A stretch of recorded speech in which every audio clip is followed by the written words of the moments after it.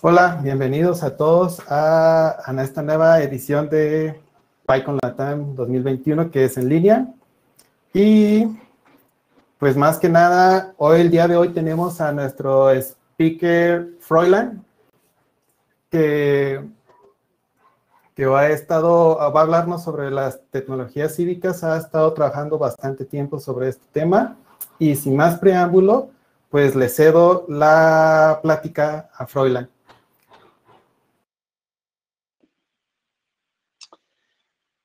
Excelente. Bueno, hola a todos y a todas. Gracias por la invitación, por estar aquí, ¿verdad? En PyCon Latam. Yo estuve en el primer PyCon Latam y me pareció excelente y me da mucho gusto, ¿verdad? Que ustedes hayan podido continuar con esta conferencia a pesar de todo lo que está pasando, ¿verdad? A nivel mundial.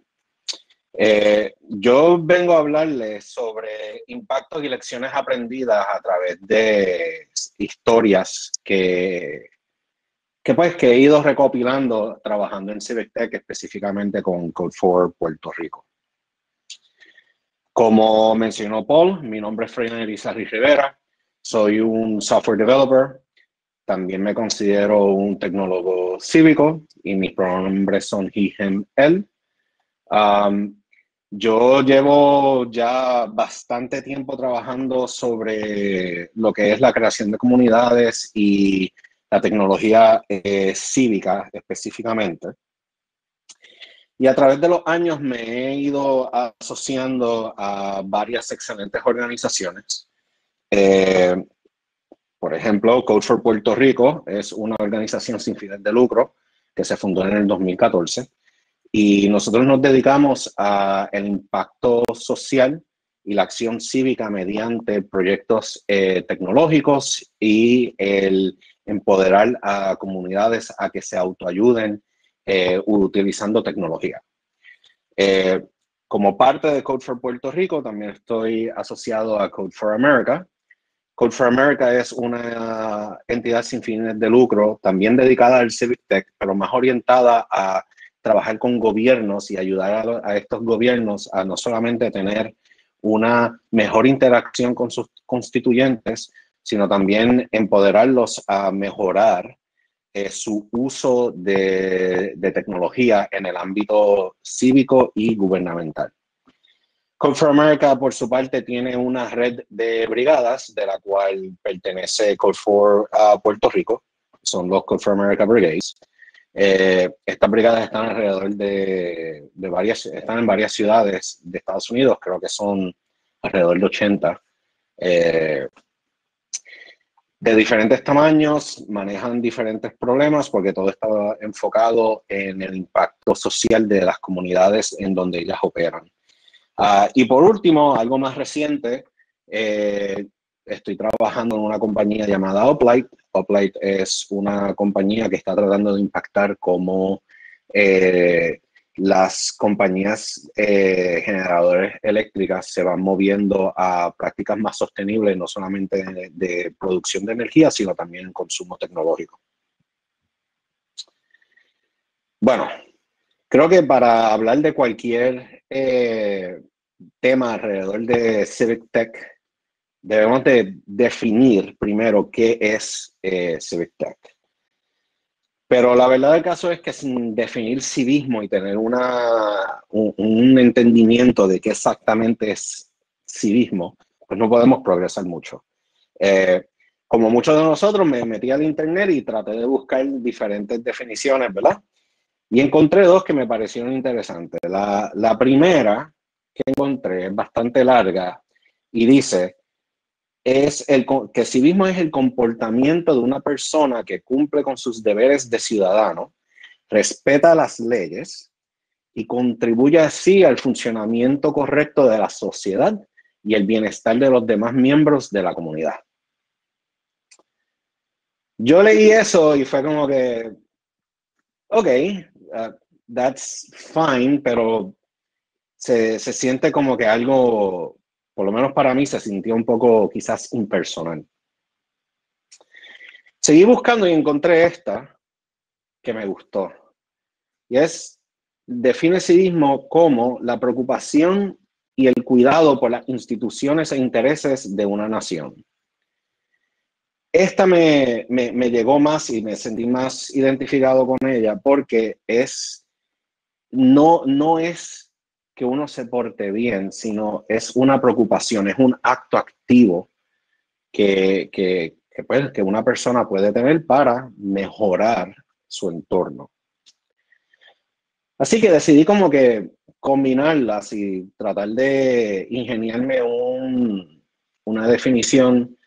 Entonces, yo llegué a que civismo es el contribuir al buen funcionamiento y al mejoramiento de nuestras comunidades y país. Y para mí es bien importante la parte de comunidades, porque hay veces que uno pensando en cómo yo puedo mejorar la situación, el pensar en un país es demasiado grande. Y para ser franco, muchos de nosotros no tenemos quizás los recursos, el conocimiento o el acceso para afectar algo a nivel de país. Pero nuestras comunidades es donde nosotros vivimos a día. Eso está un poquito más alcanzable. Y con esta definición, entonces podemos decir que Civic Tech es la aplicación de soluciones tecnológicas para el mejoramiento y el empoderamiento de nuestras comunidades y país. Y yo creo que esto es algo que define bien mi experiencia, tanto ayudando a comunidades en Civic Tech, trabajo en gobierno, lo que también he hablado con otros practicantes, ¿verdad? En este campo. Pero Civic Tech tiene un montón de tentáculos y hay mucha cosa dentro de Civic Tech y hay mucha filosofía alrededor del concepto. Y una de las principales es este concepto de cultura abierta, ¿verdad? Quizás lo hayan escuchado como open culture. Y dentro de esto de cultura abierta tenemos dos cosas que como tecnólogos nosotros hemos hablado mucho y quizás hemos estado expuestos. El código abierto es uno y los datos abiertos, ¿verdad? Y muchas veces nosotros como tecnólogas y tecnólogos nos enfocamos mucho en esto cuando hablamos de cultura abierta. Nos enfocamos mucho en lo que nosotros producimos, en el código y en los datos. Pero para mí es importante separarnos un poco de las definiciones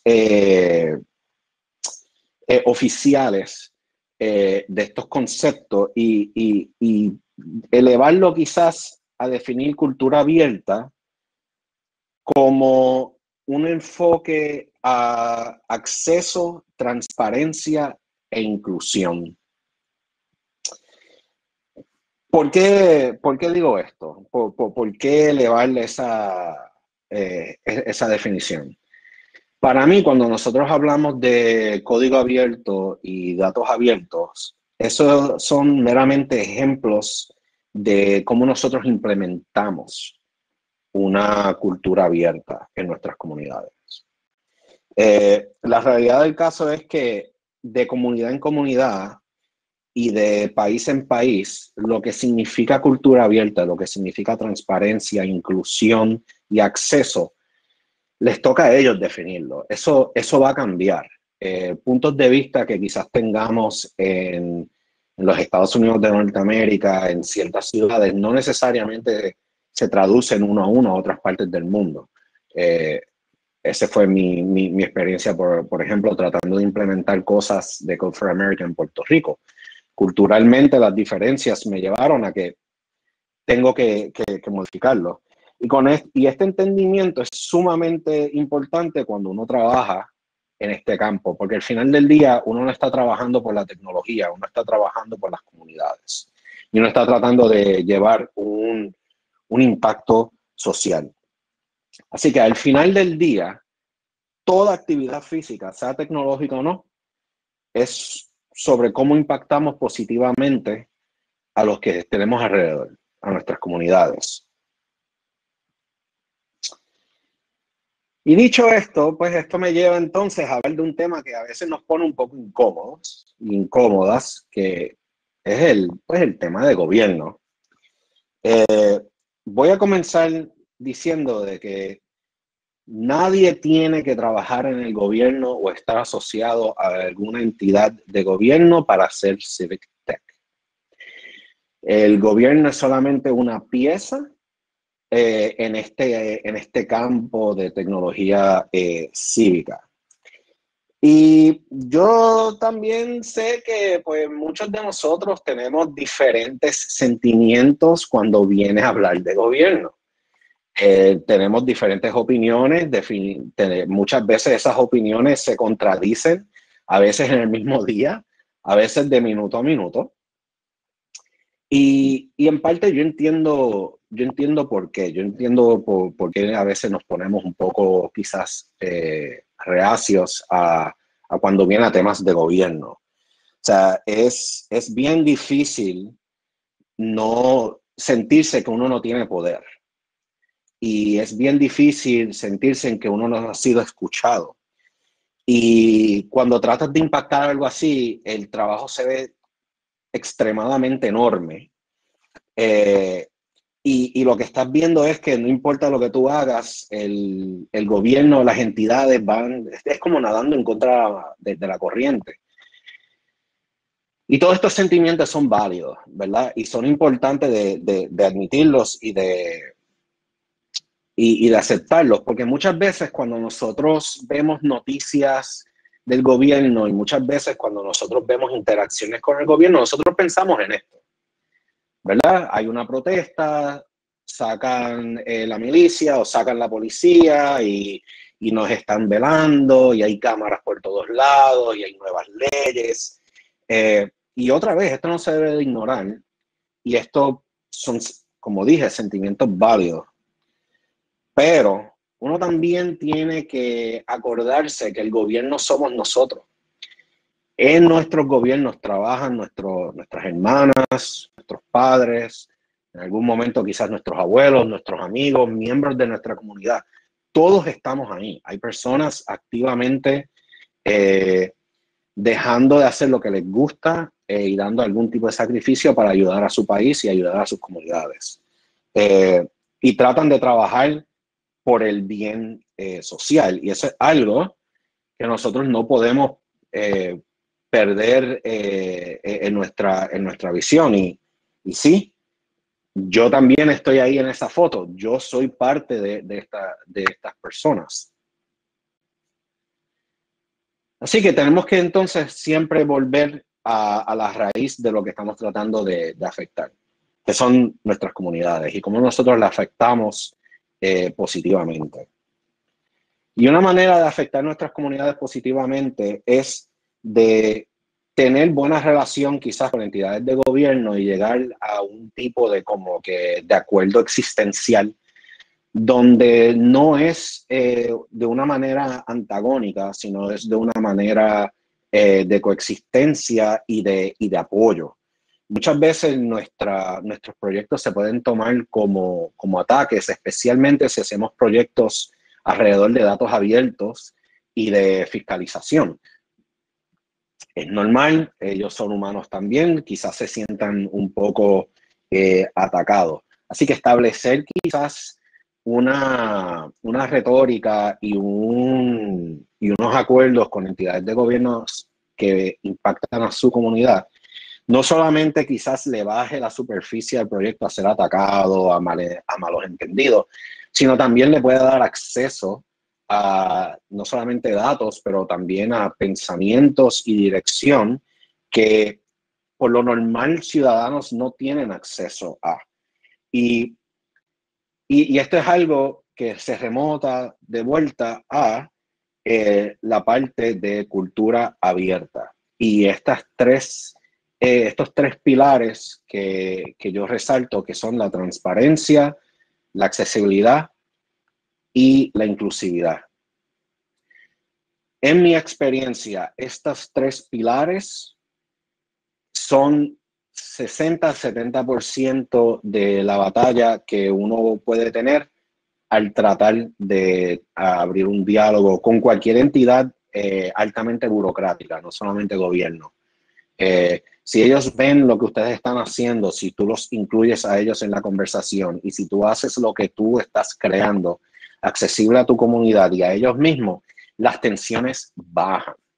Y cuando las tensiones bajan, el apoyo sube y la oportunidad de tú tener un mayor impacto también aumenta. Y esos son ejemplos de que, por ejemplo, estas entidades que están aquí son ejemplos que han llevado esta cultura a ese nivel. CalFresh, en la parte superior izquierda, es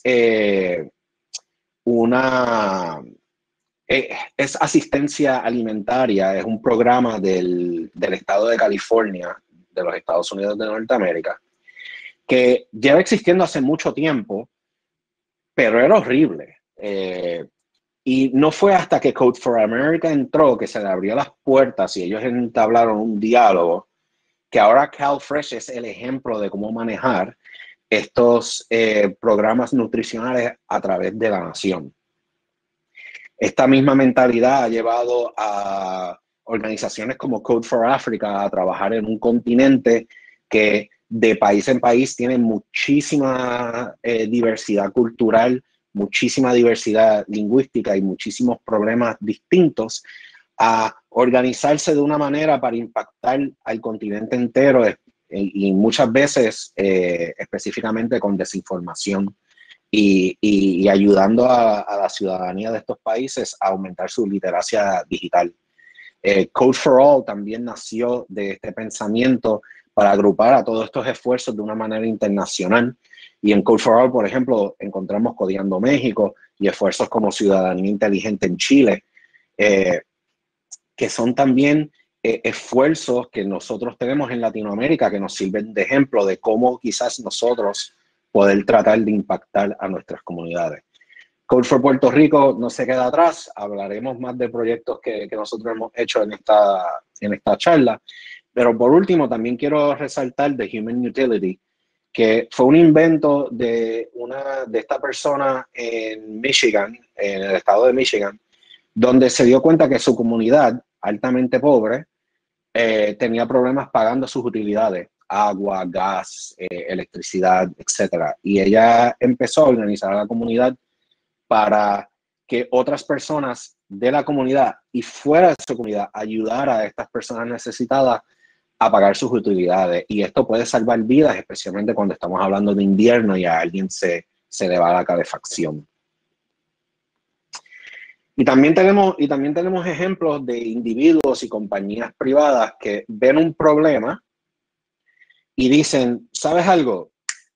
Vamos a hacer algo. Ese es el caso de Vicente Gascó de 3D, que es una compañía dedicada a la manufactura 3D y al diseño, y de Luis Armando Torres, que es el propietario de Engine 4, que es un coworking space en el municipio de Bayamón, en Puerto Rico. Cuando arranca la pandemia, hubo un esfuerzo bien grande de la comunidad maker para diseminar planos para impresión 3D de ventiladores y de PPE. Estos dos individuos estaban en Puerto Rico y dijeron como, mira, tenemos que tratar de hacer algo para los hospitales de aquí de Puerto Rico, porque siendo una isla, muchas veces nos llega mucho más tarde suministros de esta índole. Y ellos se dieron a la tarea y empezaron con varios 3D printers y todo les fue bien, hasta que mucha gente se enteró y empezaron a donarle maquinaria de 3D printer, filamentos, etc. Y ellos terminaron produciendo sobre 10,000 PPEs que distribuyeron no solamente en Puerto Rico, sino también a nivel de los Estados Unidos continentales de Norteamérica. Y yo he hablado mucho ya, y puede ser que algunos de ustedes estén como que, espera. ¿Tú me quieres decir a mí que para yo hacer Civic Tech yo tengo que o crear una organización bien grande, o unirme a una organización bien grande, o tener un negocio, o tener como que todas estas cosas que quizás yo ni sé cómo conseguir? Y mi contestación a esa es que no. tú no necesitas esto. Y tampoco necesitan estar asociados a una organización. Tampoco tienen que crear una organización. Esto tampoco tiene que ser un segundo trabajo.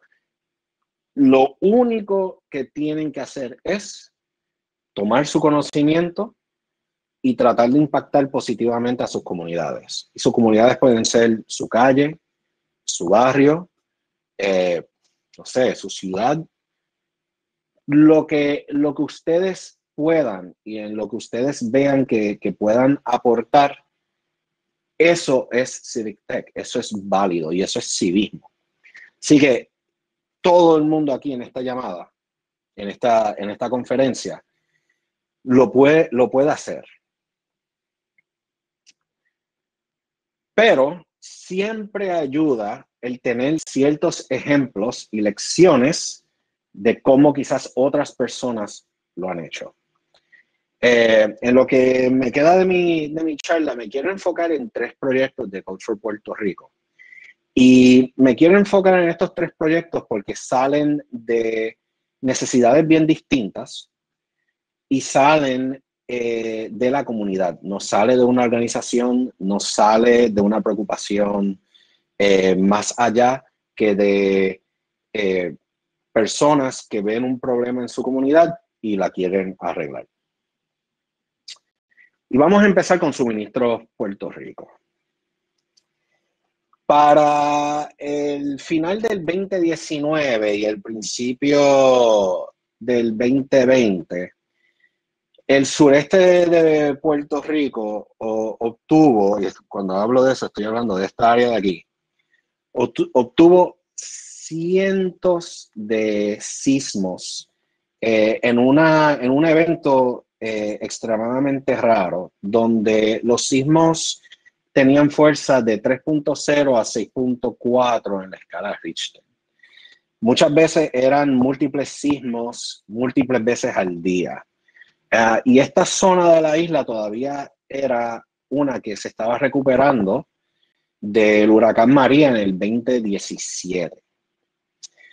Así que añadiendo la recuperación que fue mal de un huracán tan devastador como María, y le añades este tipo de sismo, la cosa se puso un poco complicada, un poco, ¿verdad? Difícil. Y cuando esto sucede, las personas entran a un estado de pánico tan y tan grande que se sienten inseguros de dormir en su casa. Y muchos de ellos terminan durmiendo en parques de pelota, en fincas afuera de intemperie. Cuando esto sucede, se empiezan a crear múltiples campamentos manejados tanto a nivel comunitario como a nivel de gobierno. Entre entonces las agencias de emergencias para tratar de trabajar con la situación. Pero hubo mucho problema de logística y hubo mucho problema de saber qué campamentos necesitaba qué. Entonces entran estos 3 individuos. Estos 3 individuos colaboran en un canal de YouTube que se llama Estado Crítico. Ellos son sátiros políticos, comediantes y comentaristas. Ellos no son tecnólogos. Ellos son personas que vieron una necesidad, se dieron cuenta que ellos tenían algún tipo de conocimiento para tratar de ayudar la situación y decidieron meramente hacer algo. Ellos tenían conocimiento de WordPress, decidieron hacer una página en WordPress donde los campamentos pudiesen entrar y escribir qué es lo que le hacía falta, qué suministros realmente hacían falta en un campamento.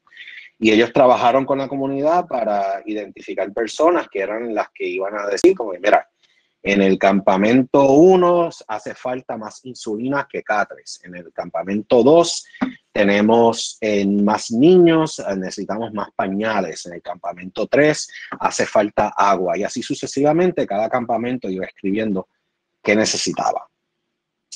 Y les fue excelente. Fue algo que lo hicieron bien rápido, funcionó de maravilla. Pero no son desarrolladores.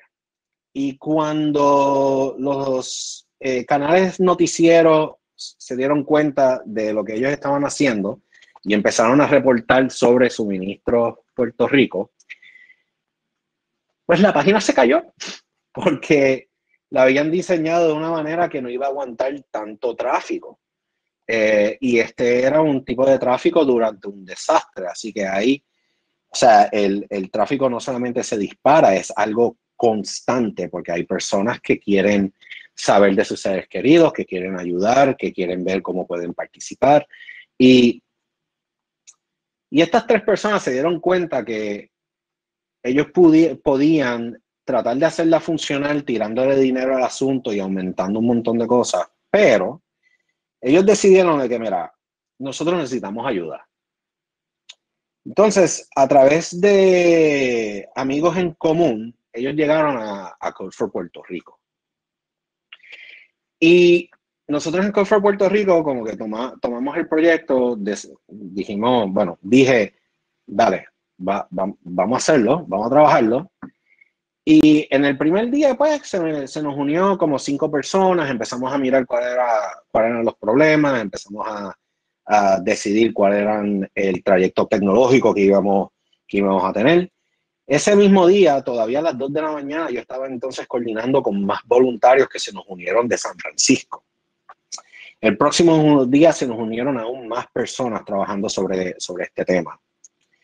Se nos unieron personas que habían ido a los campamentos a entregar suministros y tenían un conocimiento así de primera persona en qué exactamente estaba sucediendo en estos campamentos y cuáles eran las necesidades. Al final de 3 días y con 100 commits y sobre 20 personas ayudando, nosotros volvimos a lanzar Suministros PR. Y lo lanzamos manteniendo la misma experiencia del usuario, porque ya esto era una aplicación que se estaba utilizando. Así que hay una dependencia y queríamos mantener eso todo exactamente igual. Llegó al punto que esto se usó tanto que la Agencia Federal de Manejo de Emergencia, o FEMA por sus siglas en inglés, recomendó el uso de la página. Y nosotros nos enteramos de esto porque se filtró un correo electrónico de alguien en FEMA diciendo, tú tienes que mirar esta página para tener un concepto claro. Y ya tú sabes cómo nosotros nos pusimos. O sea, como equipo, eso es como que, wow, espérate. O sea, nosotros no nos imaginábamos que esto era lo que iba a pasar. Así que la lección de esto es, busquen ayuda. Nadie hace algo solo. Ustedes tienen una comunidad. Solamente tienen que alzar bandera y pedir ayuda. Y les aseguro que cualquier llamado que ustedes hagan dentro de su comunidad, alguien va a responder. Y si de tu comunidad no responden, por la razón que sea, tenemos muchísimas personas alrededor del mundo que estarían dispuestas a decir, yo te ayudo. Nuestro próximo proyecto es para votar. Este proyecto era el proyecto principal que Code for Puerto Rico quería como que dedicarse en el 2020. Nosotros decidimos eso antes de que se declarara esta pandemia. Dijimos, mira, es año electoral, tenemos muchísimos problemas electorales en Puerto Rico, vamos a ver si podemos hacer algo para arreglar esto.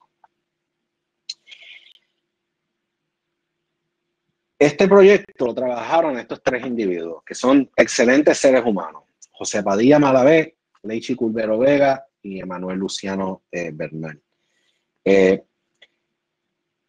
Toda esta idea salió después de que yo tiré un tweet diciendo como que me gustaría tomar las papeletas que se usan en Puerto Rico y reimaginarlas de una manera en que ayuden a un voto que no sea íntegro. Y entramos a que es un voto íntegro ya mismo.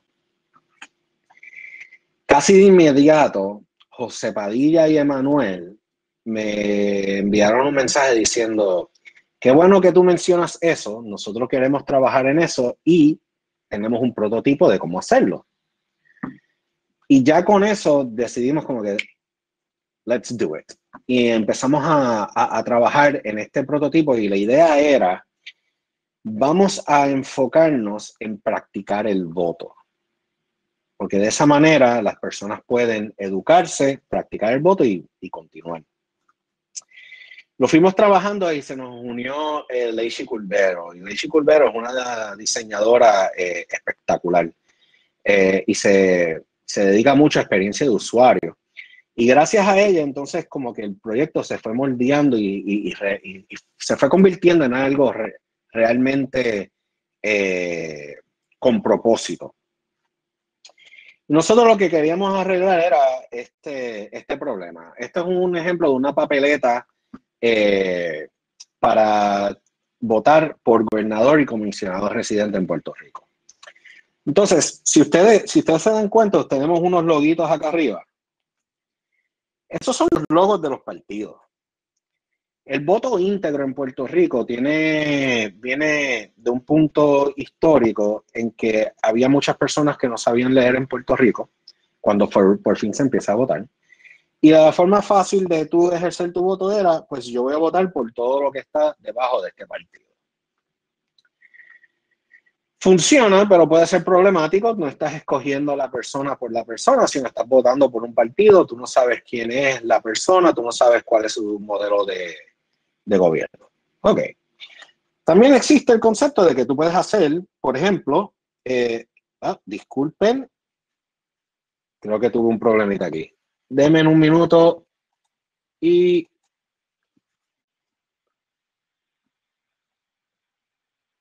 Ok, ahora sí, disculpen.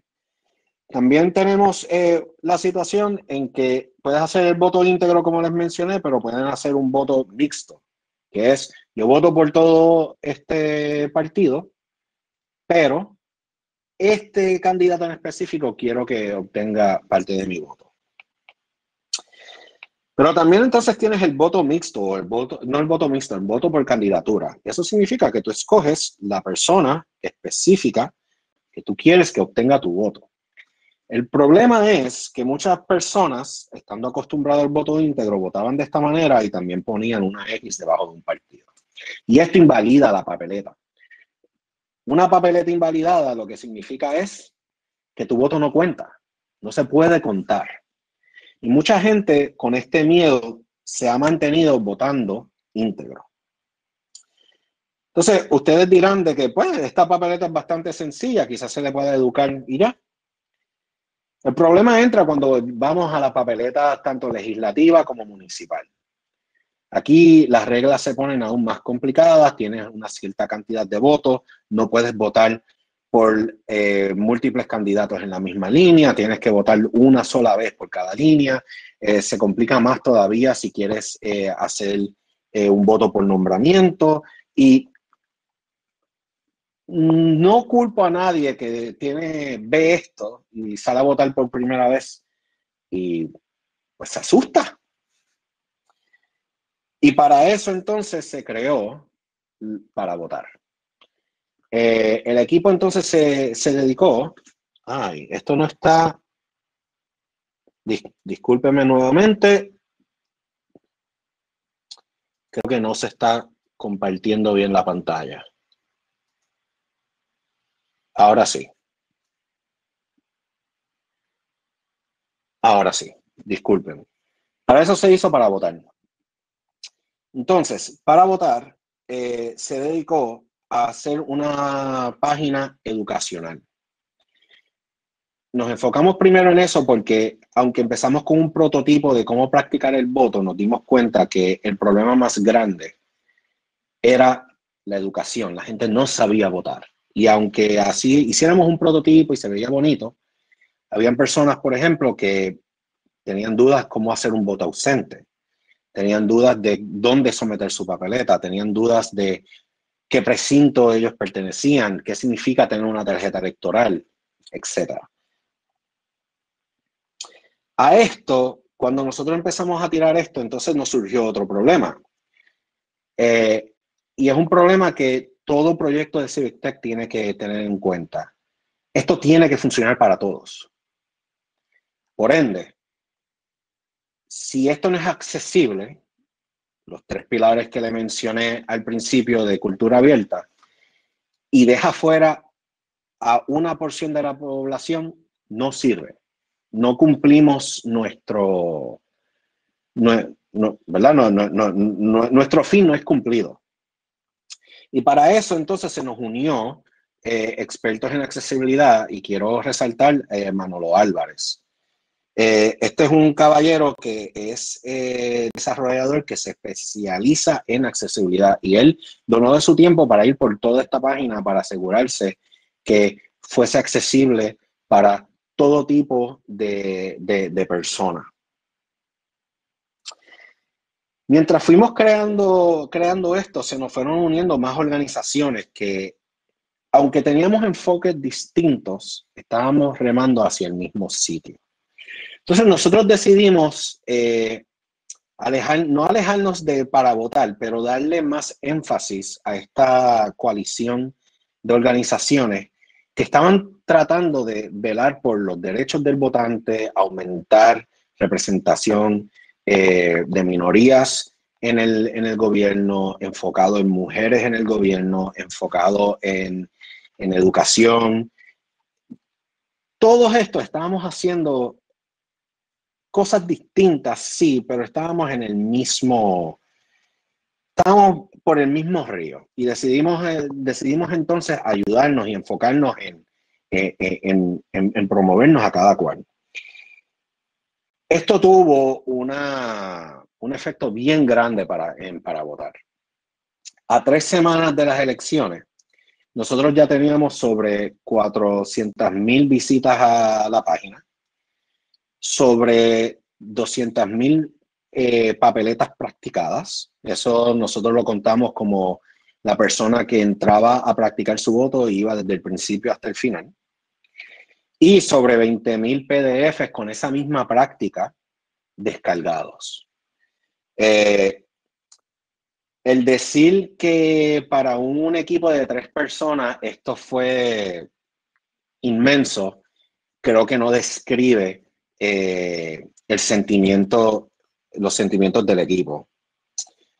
Así que la lección que yo quiero que ustedes se lleven de este proyecto es que el remover el protagonismo nos eleva a todos y a todas y ayuda a crear éxito.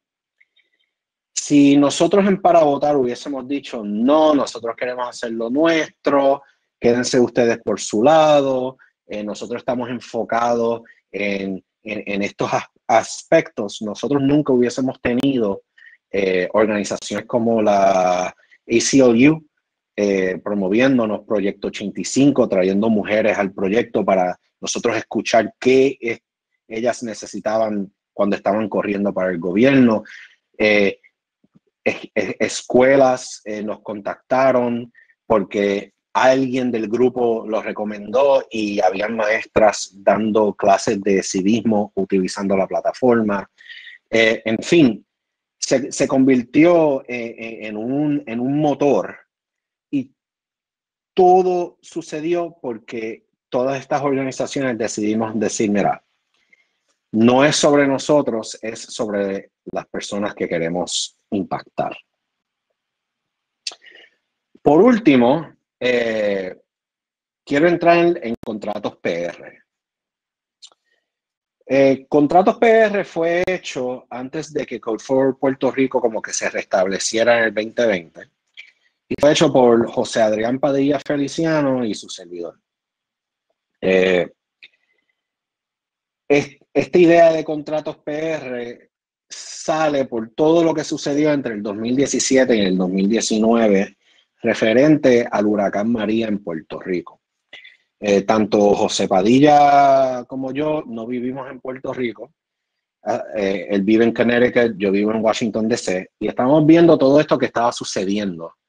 Y lo más que como que nos molestó, adicional de pues todo, era que estaban apareciendo ciertos contratos que se veían altamente sospechosos. Y estos contratos no solamente eran sospechosos, sino resultaron ser ilegales y con mucha corrupción. Así que nosotros decidimos empezar a investigar de dónde estaban saliendo estos contratos, quiénes lo estaban haciendo, quién lo estaba aprobando, cuánto era el monto y qué era lo que estaba afectando. Entonces, en el 2018, unas amistades nos dicen, mira, yo sé que ustedes están investigando esto, deberían ver la página de la Oficina del Contralor de Puerto Rico. La Oficina del Contralor es la oficina que se encarga de la fiscalización de contratos hechos por múltiples identidades del gobierno. Muchas de las agencias, el gobierno central, en fin, todo este aparato de gobierno se supone que someta los contratos con sus debidas redacciones para información personal, seguro social, cosas que pueden identificar a una persona. Se supone que los someta a la oficina para que entonces esta oficina lo haga disponible al público. Y no solamente lo haga disponible al público, sino también pueda fiscalizar dichos contratos y ver como que, mira, esto está bien, esto está mal, esto fue ilegal, hay que cambiarlo, hay que mejorar y entonces tener esa función. Y cuando nosotros vimos esta página, bueno, o sea, la página funciona bien,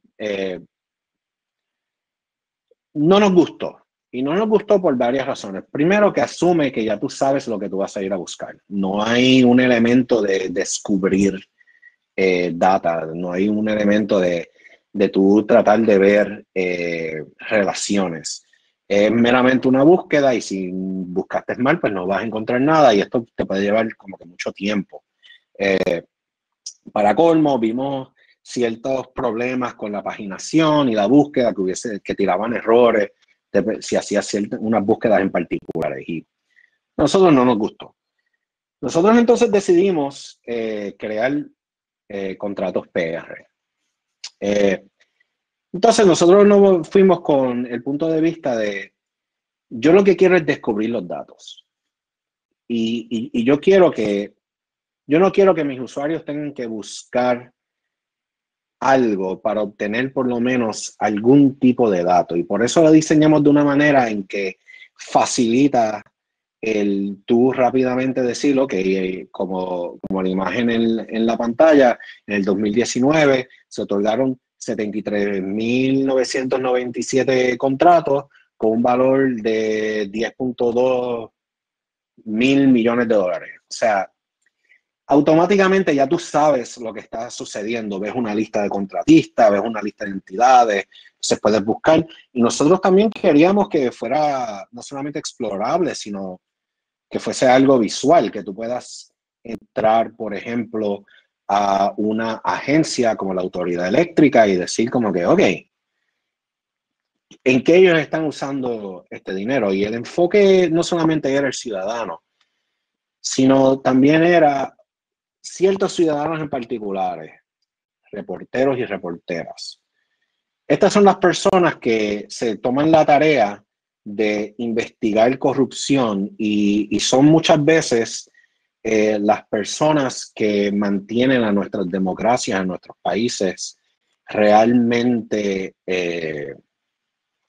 corriendo bien y libre.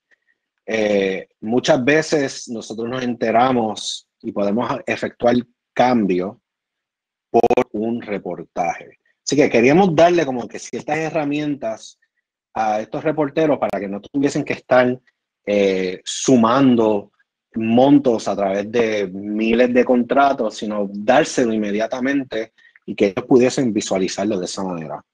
Pero también queríamos que se nos unieran nuestros hermanos y hermanas tecnólogos y nuestros data journalists. Y también le hicimos como que un API, lo consumimos en la página y pues todo se vio bien. Entonces, ¿cómo nosotros logramos hacer esto? Porque esto no es como los otros proyectos. Los otros proyectos que hablamos fueron mira, veo la necesidad, no hay nada ahora mismo, voy a crear algo. Ese era, por ejemplo, suministro. Para votar era, mira, queremos educar, tenemos toda esta información, vamos a transformarla de una manera en que sea consumible por la persona común y corriente y vamos a obtener ayuda de estas otras comunidades para entonces sacarlo arriba. O sea, que no había como que una interacción directa con el gobierno como tal. Esta era distinta. Esta, ya teníamos una página que en esencia hacía lo que nosotros queríamos hacer. Así que, we scraped all the things. Nosotros decidimos ir a la página y consumir absolutamente todo lo que ellos tuviesen ahí.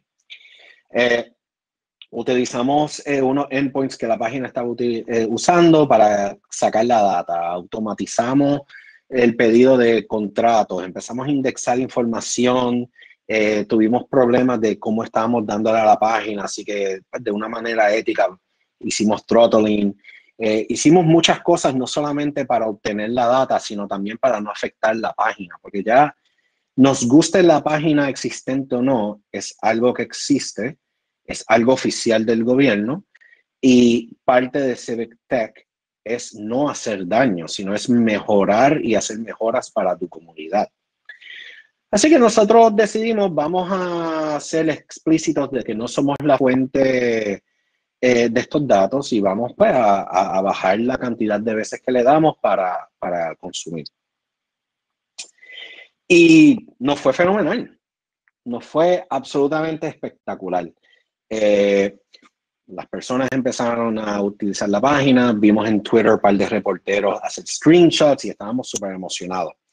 Pero si ustedes van ahora mismo a la página, si van a contratospr.com ahora mismo, el servicio no está disponible. Y el servicio no está disponible a propósito. Recientemente la oficina del Contralor nos contactó de que, acabo en 2 minutos, la oficina del Contralor nos contactó de que estaban teniendo problemas con sus sistemas y nos pidieron de que si podíamos parar el consumo de data, lo que ellos arreglan la situación.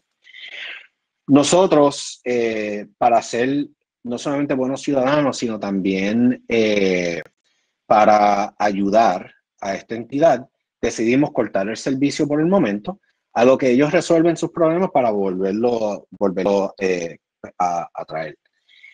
Gracias a esa posición y a esa actitud, a ser transparente con lo que nosotros esperamos y a incluir a esta organización en nuestras decisiones de, mira, vamos a pararlo aquí y vamos a portarnos, entre comillas, bien. Ellos ahora nos están incluyendo en las decisiones que ellos están haciendo sobre su plataforma para mantenernos informados. Y eso es algo que en muchos proyectos como el nuestro no es común. Así que la última lección que yo quiero que se lleven es el colaborar de buena fe abre puertas. Y abre puertas que quizás ustedes no se imaginan que están hasta disponibles para ustedes. El uno no tener una posición confrontacional, sino una posición en que nosotros queremos X y lo vamos a lograr de manera Z, le da un punto de partida a organizaciones a colaborar contigo, y si ellos ven que ustedes vienen de buena fe, ellos mismos te van a elevar y ellos mismos te van a ofrecer abrir las puertas. Así que mi llamado a ustedes es, sé que hablé de muchos puntos aquí, sé que hay mucho quizás que digerir, pero mi llamado a ustedes es, tómense un poco de tiempo y miren a sus comunidades. Miren qué pueden ustedes en su conocimiento y en lo que ustedes puedan, cómo ustedes pueden ayudar a estas comunidades a resolver un problema.